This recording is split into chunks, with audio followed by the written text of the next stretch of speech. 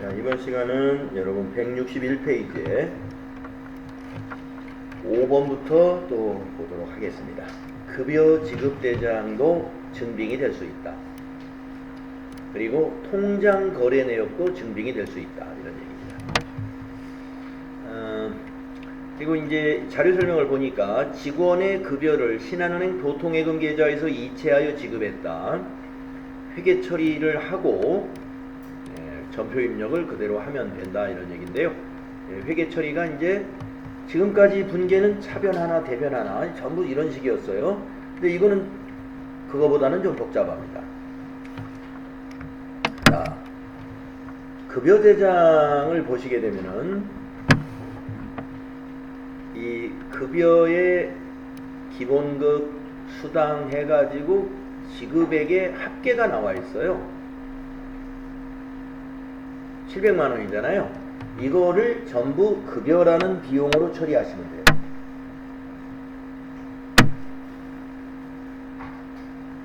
비용 발생이니까 차변입니다. 지금 2월달 급여를 지급하는 거잖아요. 급여를 700만 원으로 비용을 발생시키는 겁니다. 그 다음에 이제 우리가 통장에서 이체시킨 요 616만 1,750원은 여기 있는 차인 지급액 급여 대장의 요 차인 지급액과 같은 거잖아요. 예. 요 차인 지급액은 여기 보통예금이죠. 보통예금. 그렇죠? 그러니까 보통예금은 감소했죠. 찾으신 금액이니까. 맞죠? 그래서 보통예금이 대변이 되는 거예요. 여기다 쓰겠습니다. 대변의 요 보통예금입니다.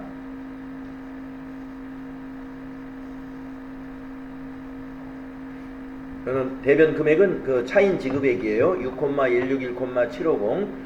자, 그러면 급여인 요 700만 원하고 여기 616만 1,750원 대변의 보통예금하고 차이가 뭐냐면은 공제액입니다. 공제액.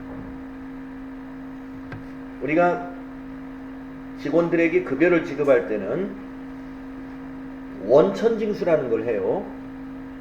소득금액을 지급하는 사업자는 원천징수 의무자가 됩니다. 그래서 국가를 대신해서 세금을 징수하는 걸 원천징수라고 하는데 소득세, 지방소득세, 국민연금, 건강보험료, 고용보험료, 장기요양보험료 이 6가지를 원천징수했다는 거예요. 그래서 두 사람 걸 다 더해서 합치면은 이 금액이 돼요. 838250. 공제금액의 합계죠. 838250. 우리가 급여를 지급할 때 세금 등을 공제하게 되는데 이 공제된 것을 회사가 챙기는 돈이 수익으로 보는 게 아니라 이것은 세무서에 납부하거나 국민연금관리공단이나 건강보험관리공단에 납부를 해야 됩니다. 그래서 이걸 뭐라고 하냐면 예수금이라고. 남의 돈을 받아놓는 걸 예수금이라고 해요. 예수금 부채죠. 유통부채. 그래서 부채가 증가한 거예요. 남의 돈을 받아놨으니까. 그래서 부채 증가는 대변이죠. 그리고 대변에 예수금이 가는 거죠. 그래서 대변 요소가 예수금, 보통예금 이렇게 두 개가 되는 거죠. 대변이 예수금과 보통예금이죠. 차변은 급여. 차변은 급여.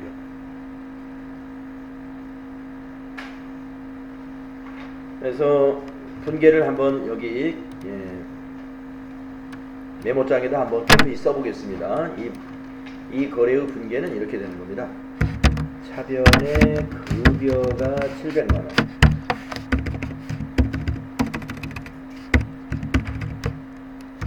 대변의 예수금이 838250.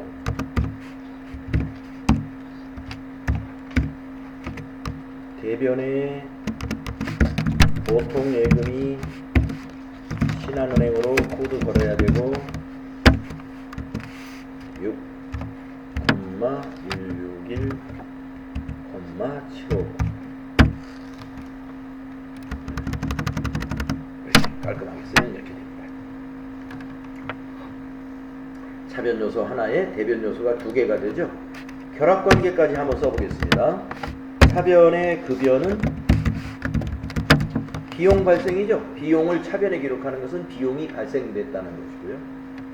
예수금이 부채 계정이잖아요. 부채를 대변에 기입하는 것은 부채가 증가. 부채 증가라는 거죠. 그 다음에 보통예금이 자산이죠. 자산을 대변에 기입했으므로 자산 감소. 그래서 여러분이 거래의 8요소를 보게 되면은 비용 발생은 차변 요소였고, 부채 증가 대변 요소였고, 자산 감소도 대변 요소였습니다. 이와 같이 차변 요소와 대변 요소는 꼭 하나씩 이렇게 직접 1대1로만 결합이 되는 것이 아니라 차변 요소 하나에 대변 요소 두 개, 이런 결합도 있을 수 있는 겁니다. 세 개로도 결합이 될 수 있고, 차변과 대변의 합계는 금액이 똑같죠. 항상 똑같아야 합니다. 네, 요 분계 이해하셔야 돼요. 급여 대장이 보여지면서 전표 입력하라 그러면 기본 틀이 항상 이렇습니다. 차변 급여, 대변 예수금, 대변 보통예금, 항상 이런 틀을 가지고 입력하시면 돼요. 자, 그러면 전표를 입력하겠습니다. 자, 급여를 지급한 날이 2월 25일이네요. 자, 일반 전표 날짜를 2월 25일로 고쳐주시고, 3번 차변 급여. 네, 우리 회사는 800번대 급여로 처리해야 됩니다. 도소매업이니까. 그래서 801번을 꼭 써야 돼요. 801 판매관리비 급여. 거래처는 안 넣어도 됩니다. 적용해 나가는 2월 급여 지급이라고 이렇게 타자해 주는 게 좋겠습니다. 금액은 700만원이죠. 7 플러스 2번 엔터. 자, 두 번째 줄에 대변을 입력합니다. 4번이 대변이죠. 예수금, 예수 엔터. 254죠, 예수. 예수금이라는 부채는 거래처가 코드를 넣을 필요는 없어요. 그 대신 적요에다가는 코드를 뭐라고 넣어주는 게 좋냐면, 급여 지급 시 근로소득세 등 예수라고 하는 4번 적요를 써주는 게 좋습니다. 급여 지급 시 근로소득세 등 예수. 금액은 838250.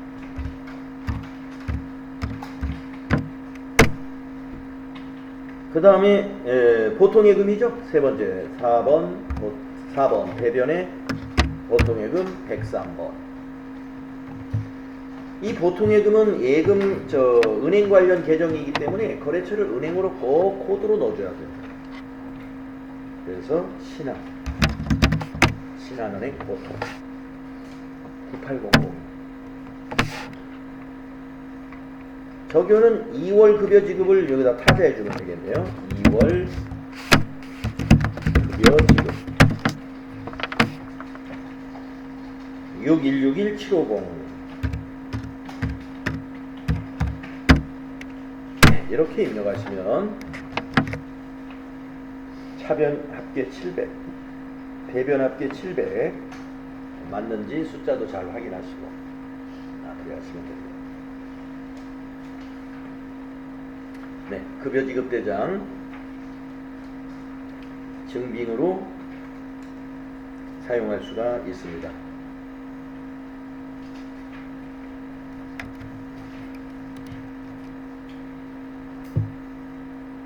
다음은 6번으로 가보겠습니다.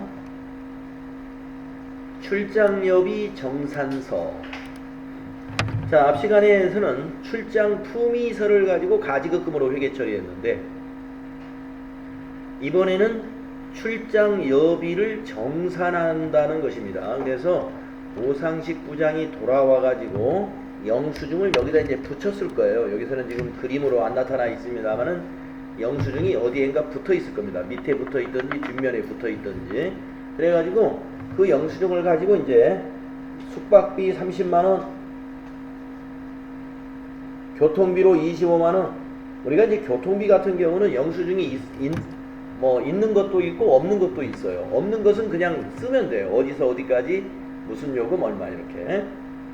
KTX를 탔다든가 비행기를 탑승했으면 그 영수증이 있죠. 그런 건 붙이고,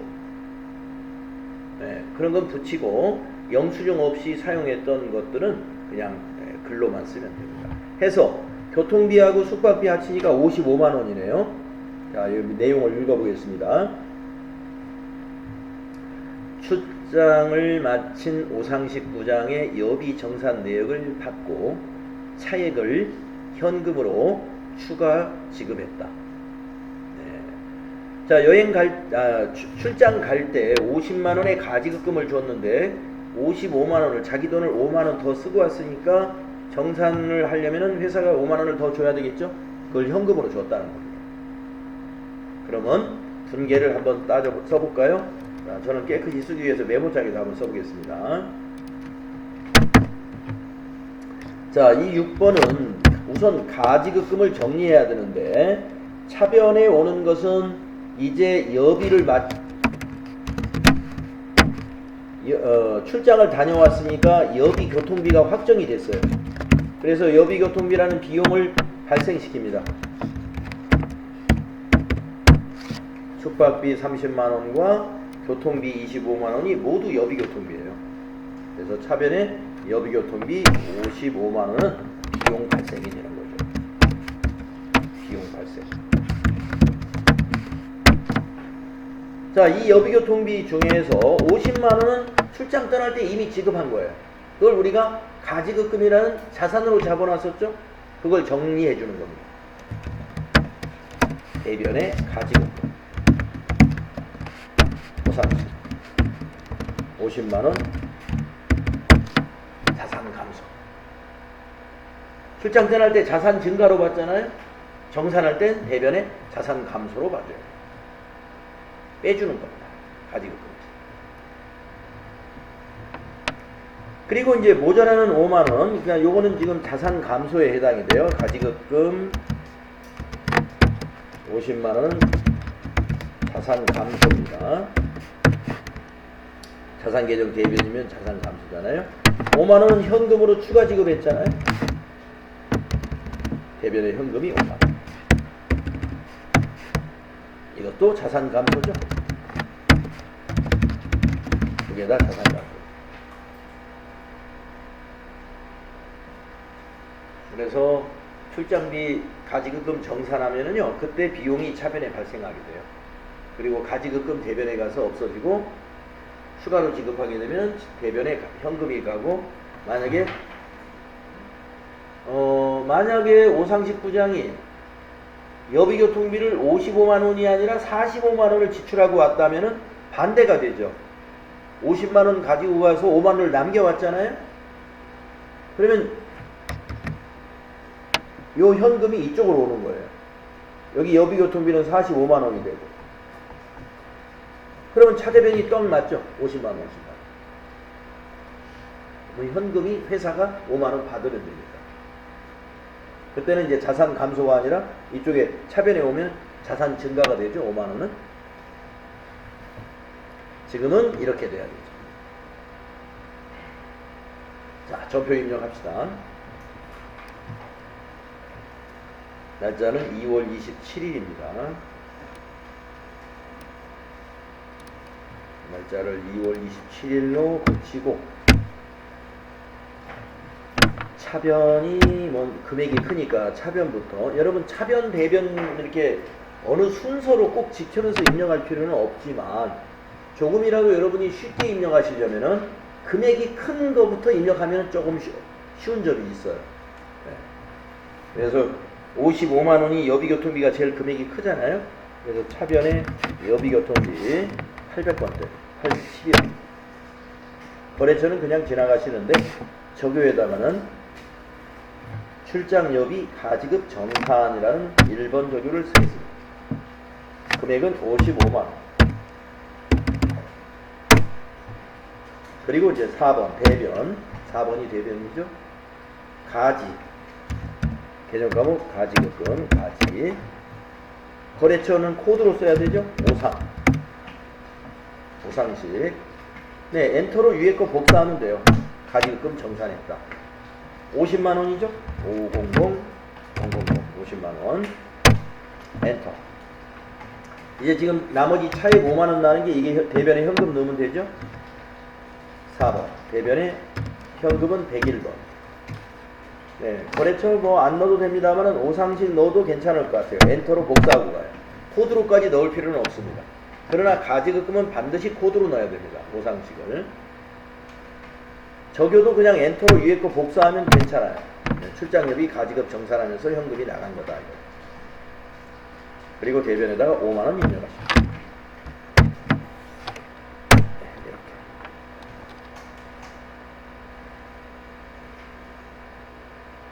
거래 후 결합은 차변이 비용 발생 55만 원, 대변의 자산 감소 55만 원이 됩니다.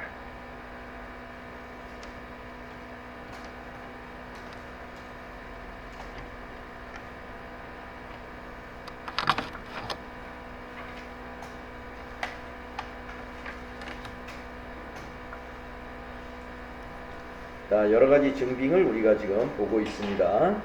그리고 지금 입력하는 거래는 전부 다 부가가치세 신고하고 관계가 없는 거래들이에요.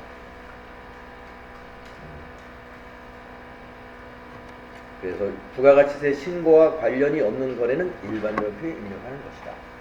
이것도 함께 알아보시고.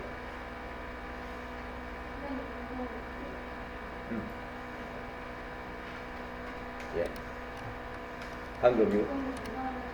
네. 네. 대변의 현금. 아, 왜 출금으로 안 하느냐? 이건 출금으로 해서는 안 됩니다. 안 됩니다. 왜 그러느냐? 더 복잡해집니다. 이건 하나의 전표로, 우리가 출금으로 쓰는 경우나 입금으로 쓰는 경우는 전제가 뭐냐면, 거래 총액이 현금일 때만 그렇게 쓰는 게 편리해요. 거래 총액이 현금 거래일 때. 근데 지금 이 거래는 거래 총액은 55만 원인 것입니다. 그 중에 일부만 현금이죠. 이거는 출금이나 입금은 쓰면은 더 복잡해집니다. 그렇게 해서 할 수도 있는데 오히려 더 복잡하니까 이건 대체전표로 이렇게 하는 게 합리적입니다. 그래서 출금, 입금 쓰는 게 유리한 것은 거래 총액이 현금일 때가 유리한 것이다. 예, 정리하겠습니다. 거래 금액 중 일부만 현금이면 그냥 차대변으로 대체전표로 입력하는 게 좋습니다.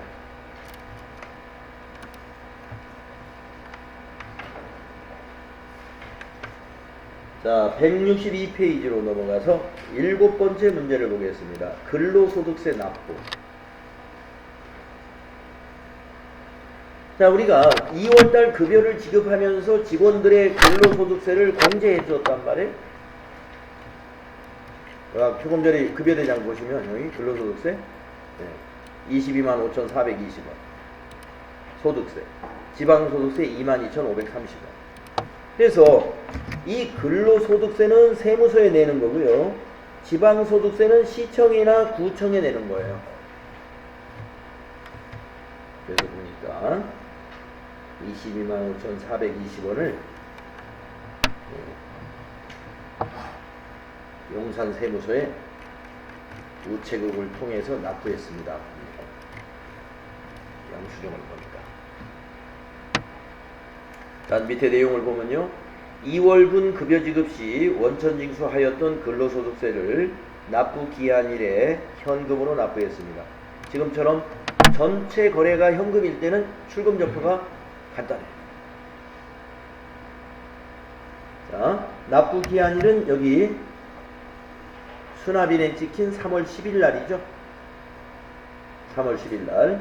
금액은 22만 5,420원입니다. 그러면 출금이니까 대변이 현금이잖아요. 차변이 뭘까요? 네, 예수금. 우리가 급여를 지급하는 날 공제금액 80 얼마를 대변의 예수금으로 부채 증가로 잡았잖아요. 그 중에 22만 5,420원은 이제 세무서에 납부했잖아요. 그러니까 부채를 감소시켜요. 갚았으니까. 즉 납부했으니까. 의무를 이행했죠. 네, 그래서 부채를 차변에 기록할 때는 의무를 이행하고 나서는 차변에 기입하는 거예요. 즉 갚았으니까 이제. 그래서 이 거래는 차변의 예수금이 뭐예요? 부채 감소. 대변의 현금은 자산 감소. 거래의 환율표에 보면은요, 부채 감소, 차변 요소 있어요. 대변에 자산 감소 있습니다. 대변 요소에. 자, 그럼 입력하겠습니다. 출금전표로 입력하면 간단합니다. 3월 10일로 날짜 바꾸세요. 3월 10일. 부분은 1번 출금, 예수금, 개념과목은 예수. 거래처는 넣을 필요 없지만 저교에는 근로소득세성 예수금 납부 1번 코드 쓰면 딱 맞을 것 같아요. 금액은 225420. 이렇게 하시죠. 차변의 예수금 부채 감소, 대변의 현금 자산 감소. 이렇게 되겠습니다.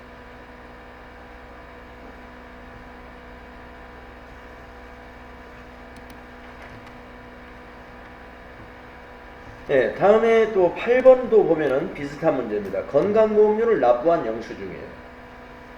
근데 이 건강보험료라는 것은 그 근로소득세는 세금이니까 근로자가 다 내는 거지만 건강보험료라는 것은 또 복리후생 차원에서 직원 급여에서 공제하는 것은 그 직원의 건강보험료 절반만 공제하고 나머지 절반은 회사가 납부를 해줍니다. 그걸 우리가 건강보험료 회사 부담분이라고 합니다. 건강보험료 회사 부담분. 자, 그거에 대한 설명을 한번 보겠습니다. 여기 3월 10일 날 건강보험료를 납부를 했는데 50만 2,200원을 납부했어요. 그런데 이 내용을 보시면은 건강보험료와 장기요양보험료를 신한은행 보통예금 계좌에서 이체했습니다. 보통예금 계정과목 하나 보이고요. 50%인 25만 1,000원 원천징수한 거랍니다. 원천징수 했던 게 25만 1,000원, 100원.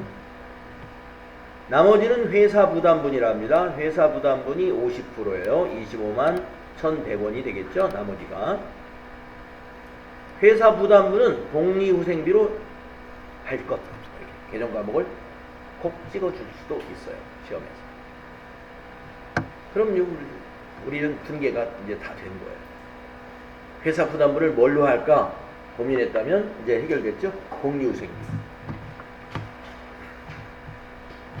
그러니까 분계가 어떻게 돼요? 대변은 보통예금이죠.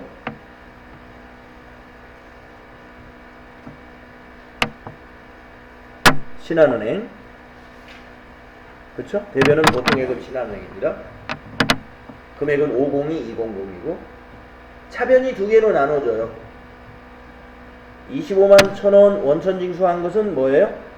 예수금.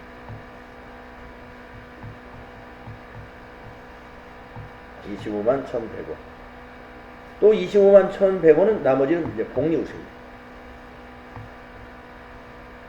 회사가 지원해주는 건 복리후생비. 25만 1,100원. 네, 이렇게 분계가 되겠습니다. 자, 그러면 전표를 입력하는데요.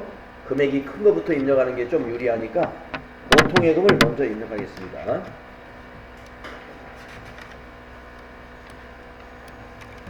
자, 날짜는 똑같습니다. 3월 10일 같은 날이니까 이제 두 번째 줄에다가 대변의 4번 대변이죠.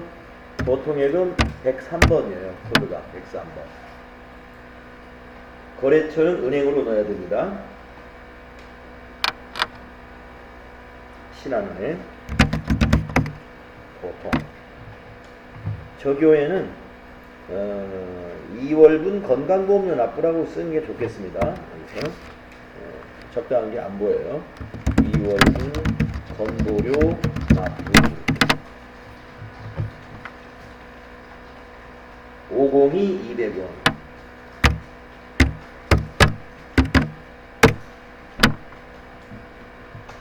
그 다음에 이제 차변이 3번 차변이 예수금. 거래처는 그냥 지나가야 되겠고요. 저교회는 위에 거 그대로 2월분 건보료 납부를 엔터로 복사하고 지나가시면 좋고요. 금액은 251 100원, 251 100. 또 차변 한 번 더 하나 있죠. 3번 차변에 복리후생비 811번. 네, 거래처는 그냥 지나가도 되고요. 네, 엔터로 위에 거 복사하면 돼요. 2월분 건보료 납부 251 100원. 네, 이렇게 하시면 돼요. 그래서 지금처럼 같은 날짜에 전표를 두 개째 입력했잖아요. 그러니까 번호 1번은 아까 소득세 납부한 거, 번호 2번은 세 줄로 입력됐죠. 세 개가 다 2번이죠. 이거는 건보료 납부한 전표가 되겠습니다.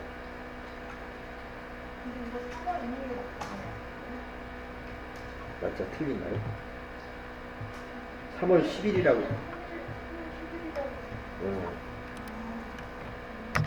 네, 3월 10일 날 납부.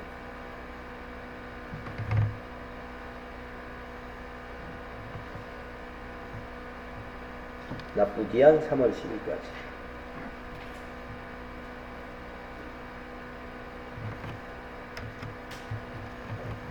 근데 왜 날짜가 밑에 3월 2일로? 3월 2일 날 고지서가 온 모양입니다. 예. 예. 건강보험공단에서 3월 2일 날 고지서를 회사로 발송한 모양이에요.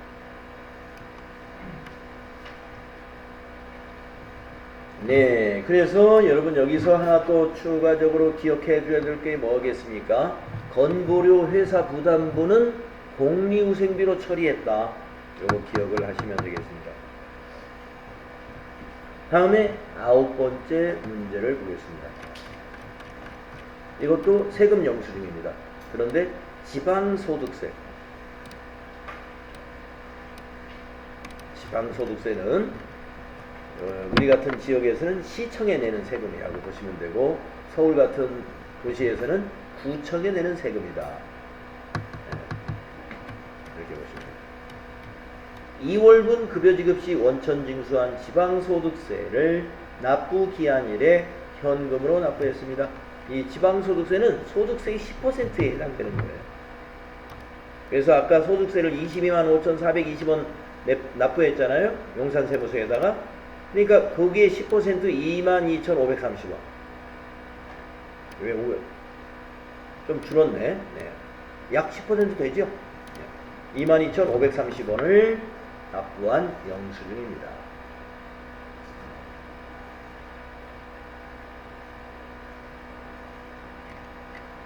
자, 그러면 회계 처리를 어떻게 해야 될까요? 차변에 오는 건 똑같아요. 예수금. 이거 급여 지급할 때 공제해 놓은 돈이니까. 대변은 현금으로 납부했죠? 네, 대변의 현금. 그래서 출금전표로 작성하시면 됩니다. 자, 그러면 전표를 입력하겠습니다. 3월 10일 계속 같은 날입니다. 자, 여기 이어서 작성을 하면 됩니다. 출금 구분에다 1번 하시고 예수금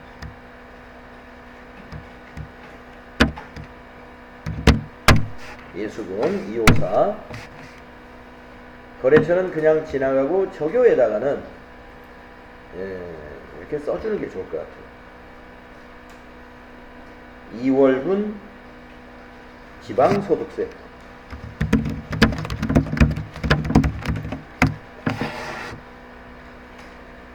22,530원 2530 이렇게 해주면 되겠습니다.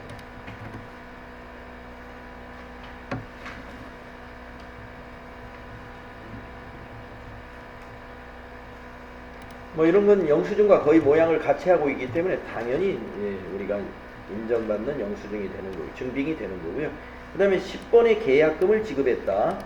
계약금을 지급했는데 계좌이체를 했군요. 보통예금으로. 그러면 이 통장 거래 내역 자체가 증빙이 되기 때문에 이거는 따로 뭘 준비할 필요는 없어요. 언제든지 통장 거래 내역은 우리가 나중에도 시간이 지난 다음에도 조회가 가능하고 할 수 있는 거죠. 자, 주식회사 데일리룩과 상품 구입 계약을 하고 계약금을 보통예금 계좌에서 이체하여 지급했다. 계약금 보통예금으로 지급한 겁니다. 그러면 보통예금이라는 자산은 감소했잖아요. 대변이 보통예금. 근데 보통예금은 은행을 거래처로 꼭 넣어야 돼요. 실화는. 그래서 대변의 보통예금이라는 자산이 감소되는 거고요. 자, 여러분 계약금 개정 과목이 뭐가 될까요? 네, 선급금. 이건 거래처를 코드로 넣어야 됩니다. 데일리로. 그래서 선급금도 자산이에요. 자산. 계약금을 지급한 거니까 자산. 우리가 상품을 받을 권리가 있는 거죠. 있는 것이죠. 그래서 이걸 채권으로 봐요. 선급금을. 그래서 자산을 차변에 기입했으니까 이건 자산 증가입니다. 자산 증가. 대변은 보통예금이니까 자산 감소. 대변은 자산 감소. 제가 여러분들 이제 전표관리 평가시험 언젠가 볼 거예요. 전표관리 평가시험 볼 때 이런 식으로 문제를 냅니다. 그러면 내가 만약에 이렇게 계약금을 지급했다 그러면 여러분이 분계 쓰고 그 다음에 거래의 결합관계도 쓰고 이런 문제를 5문제 냈어요. 제가. 오늘 하는 거 정도를 할 수 있으면 다 할 수 있습니다. 지금 오늘 우리가 하고 있는 이런 정도의 거래의 결합관계를 여러분이 분계 쓰고 거래의 결합관계를 여러분이 따져볼 수 있으면 답을 달 수 있는 수준의 문제 5문제 그러니까 지금 우리가 전표관리 공부하잖아요. 전표관리 시험 봅니다. 그러면 지금 하고 있는 이런 문제를 제가 여러분에게 시험으로 문제를 낸다 이런 말씀입니다.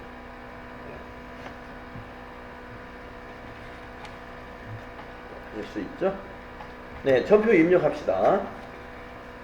자, 날짜가 3월 20일이네요. 3월 20일 날짜를 이제 바꿔야 되겠네요. 3월 20일. 차변을 먼저 입력한다면 차변이 선급금 131번 거래처를 코드로 넣어야 돼요. 데일리룩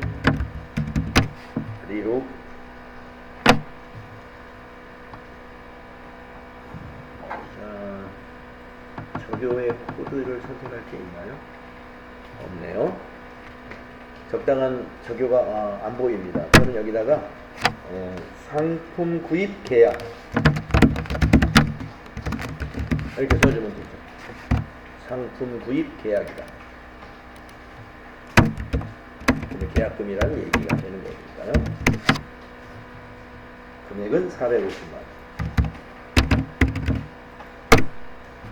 그리고 대변에다가 4번. 보통 예금이죠? 103번.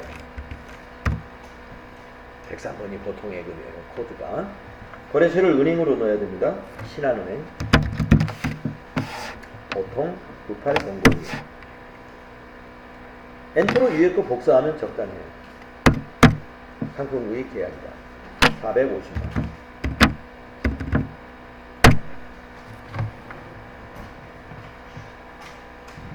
계약금을 지급했다. 만약에 상품을 구입하기로 계약 체결했다. 이것은 우리가 회계 처리할 사항은 없습니다. 그냥 계약을 했을 뿐이에요. 네. 거래처에다가 데일리룩에다 전화해가지고 다음 주 월요일 날 상품 1000만 원치만 보내주세요라고 이렇게 구두로 계약을 했다는 거예요. 아니면 계약서를 보내줬어요. 주문합니다고 주문서를. 그것은 회계 처리할 사항이 없어요. 근데 이거는 뭐예요? 계약금을 통장에서 이체해가지고 지급했죠. 그러니까 자산의 변화가 일어났잖아요. 자산의 변화가 어떤? 보통예금이라는 자산은 감소했고 선급금이라는 자산이 증가했잖아요. 그러니까 이거는 자산의 변동이 일어났다고 보는 거예요. 계정과목이 서로 바뀌었으니까. 그래서 이건 회계 처리를 해야 됩니다. 그래서 이런 것은 회계상 거래라고 그러고요. 만약에 여러분이 아래 보기 중 회계상 거래가 아닌 것은 이라고 했을 때 상품 계약을 체결했다. 이렇게 해서 딱 문장이 끝나버렸어요. 그러면 그건 회계상 거래 아닙니다. 근데요, 만약에 상품 계약을 체결하고 계약금액의 10%를 계좌 이체했다. 이거는 회계 처리해야 돼요. 계좌 이체했습니다. 자, 그리고 이것도 또 보세요. 회계상 거래가 아닌 것. 예를 들면 영업사원을 한 명 채용했다.